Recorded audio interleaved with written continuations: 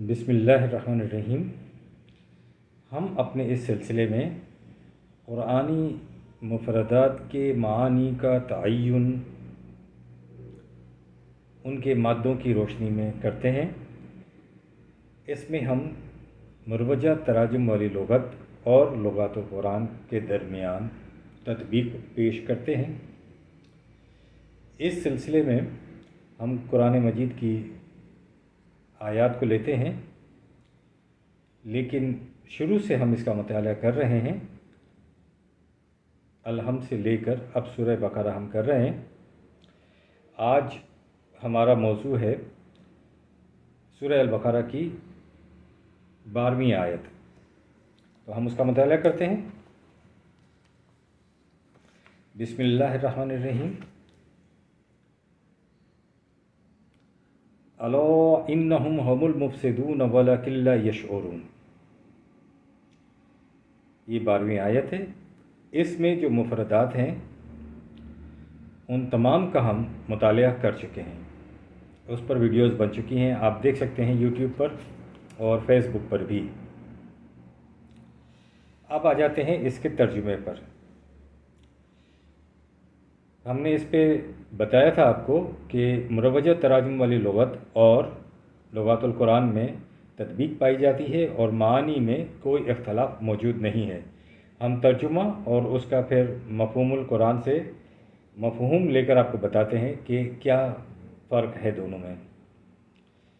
ترجمہ ہے: آگاہ یہی لوگ فساد کرنے والے ہیں مگر وہ نہیں سمجھتے۔ یہاں پر لفظ یشعرون جس کا مادہ ہے شین عین رے، جس کا معنی ہے بیوقوفی، اس کا استعمال ہوا ہے۔ تو اب ہم مفہوم القرآن سے مفہوم کو پڑھتے ہیں کہ کیا فرق ہے۔ یاد رکھو، یعنی یہاں پر آگاہ کہا ہے اور یہاں پہ یاد رکھو کہا ہے۔ یہی لوگ تباہ کاریاں اور ناہمواریاں پیدا کرنے والے ہیں، یعنی ترجمے میں فساد ہی اردو کا لفظ استعمال کیا گیا ہے مفسد کی جگہ، اس کو کھولا نہیں گیا، اس کے معنی بیان نہیں کیے گئے، فساد کو فساد ہی رہنے دیا گیا ہے۔ جبکہ لغات القرآن میں فساد کو کھول کر اس کے معنی کی وضاحت کے ساتھ مفہوم بیان کیا گیا ہے کہ تباہ کاریاں اور ناہمواریاں۔ آگے ہے کہ اس لیے کہ جن کی اپنی داخلی زندگی میں ہمواریاں نہ ہوں وہ معاشرے میں کس طرح ہمواریاں پیدا کر سکتے ہیں۔ تو یہ تو ایک حقیقت ہے کہ جو لوگ معاشرے کے اندر تباہ کاریاں کرتے ہیں اور ناہمواریاں پیدا کرتے ہیں تو اس کی وجہ یہ ہوتی ہے کہ ان کی نفسیات ایسی ہوتی ہے، تو ان کی اپنی داخلی زندگی میں بھی تباہ کاریاں ہوتی ہیں اور ناہمواریاں ہوتی ہیں، تو جس کا اثر یا اس کا ایفیکٹ جو ہے وہ معاشرے پر پڑتا ہے، پھر وہ اسی طرح سے معاشرے میں بھی یہی کچھ کرتے ہیں۔ یہ عام مشاہدہ ہے، یہ کوئی دور کی کوڑی لانے والی بات نہیں ہے۔ آگے ہے اسی مفہوم میں: حیرت ہے کہ یہ لوگ اس کا بھی احساس نہیں کرتے کہ ان کے قول و فعل کا یہ تضاد ان کی اصل و حقیقت کو کس طرح بے نقاب کر دیتا ہے۔ دیکھیں، ترجمے میں بات کہی گئی تھی یشعرون پر کہ مگر وہ نہیں سمجھتے، اور یہاں پر بات کیے گئے کہ ان کے قول و فعل کا یہ تضاد۔ تو ظاہر ہے کہ سمجھتا کون نہیں ہے؟ وہی نہیں سمجھتا، وہ اپنے آپ کے بارے میں سوچتا نہیں ہے کہ اس کا قول اور فعل میں تضاد ہے۔ وہ جو کچھ کہتا ہے وہ کچھ کرتا نہیں ہے، اور جو کچھ کرتا ہے وہ اس کا کہنا نہیں ہوتا ہے، اس کا قول نہیں ہوتا ہے۔ تو ایسے لوگوں کا جو شعور نہیں رکھتے، اس کی نشانی یہ ہوتی ہے کہ یعنی ان کا قول اور فعل میں تضاد ہوتا ہے، اور یہی چیز ان کی جو اصل حقیقت ہے اس کو بے نقاب کر دیتا ہے کہ یہ لوگ جو ہیں وہ شعور نہیں رکھتے۔ تو یہاں پر ہم نے اس چیز کو دیکھ لیا کہ ترجمے میں اور مفہوم میں بھی کوئی فرق نہیں ہے، سوائے اس کے کہ اس کو بہت خوبصورتی سے کھول کر ایک وسیع دائرے، ایک چھوٹے سے دائرے کو وسیع دائرے میں تبدیل کیا گیا ہے۔ اب آ جاتے ہیں ہم آیت نمبر 13 کی طرف، سورہ البقرہ۔ وَإِذَا قِيلَ لَهُمْ آمِنُوا كَمَا آمَنَ النَّاسُ قَالُوا أَنُؤْمِنُ كَمَا آمَنَ السُّفَهَاءُ أَلَا إِنَّهُمْ هُمُ السُّفَهَاءُ وَلَكِنْ لَا يَعْلَمُونَ 13۔ اس میں السفہاء یہ ایک مفرد ہے، اس کے معانی کا تعین کرتے ہیں اس کے سے حرفی مادے کی روشنی میں۔ اس کا مادہ ہے سین فے ہے، اس کا معنی ہے جسم کا ہلکا ہونا، بے وقوف ہونا، بے وقوفی، اور یہی معنی اگر ہم لغات القرآن میں دیکھتے ہیں تو اس کا معنی ہے عقل کا ہلکا پن، نادانی، جہالت، کسی کو بے وقوفی اور جہالت پر آمادہ کرنا۔ تو ہم نے دیکھا کہ مروجہ تراجم والی لغت اور لغات القرآن کے درمیان تطبیق پائی جاتی ہے، مطابقت پائی جاتی ہے۔ اب آتے ہیں اس کے ترجمے کی طرف۔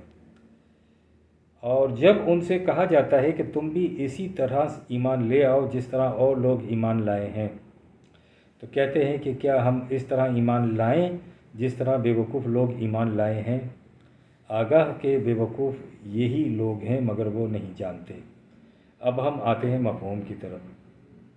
اور جب ان سے کہا جاتا ہے کہ تم بھی اس ضابطۂ زندگی کو اسی طرح مانو اور اختیار کرو جس طرح جماعت مومنین کے افراد اسے صحیح تسلیم کرتے اور اس کے مطابق چلتے ہیں۔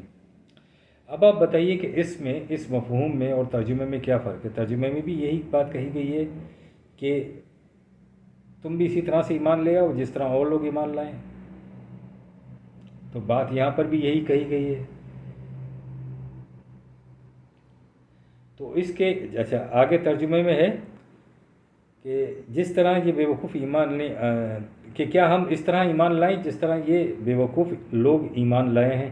تو یہاں پر مفہوم میں یہ ہے، تو یہ اس کے جواب میں کہتے ہیں کہ یہ تو بے وقوف ہیں جنہیں اپنے نفع نقصان کا بھی خیال نہیں اور مفت ہاتھ آ جانے والے فائدوں کو چھوڑ کر اصول پرستی کے پیچھے پڑے ہوئے ہیں۔ کیا ہم بھی انہی جیسے احمق بن جائیں؟ تو بات تو یہی ہے، وہ بے وقوف کسے سمجھتے ہیں؟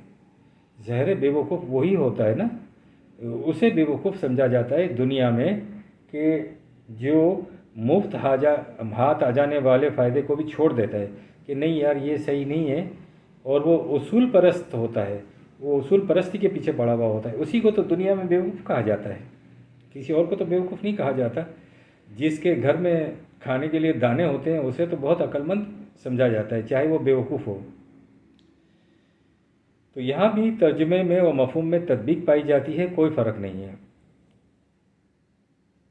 آگاہ، ترجمہ آگے میں پڑھتا ہوں کہ آگاہ کے بے وقوف یہی لوگ ہیں مگر وہ نہیں جانتے، ٹھیک ہے نا؟ تو مفہوم دیکھتے ہیں۔ یاد رکھو، نفع نقصان سے بے خبر اور احمق خود یہ لوگ ہیں جو اتنی سی بات نہیں سمجھتے کہ عارضی مفاد کی خاطر مستقل منافع کو چھوڑ دینا اچھی تجارت نہیں کہلا سکتی۔ اب یہاں پر صرف ترجمے میں اتنی بات کی ہے کہ یہی لوگ بے وقوف ہیں، لیکن یہ الگ بات ہے کہ وہ جانتے نہیں ہیں۔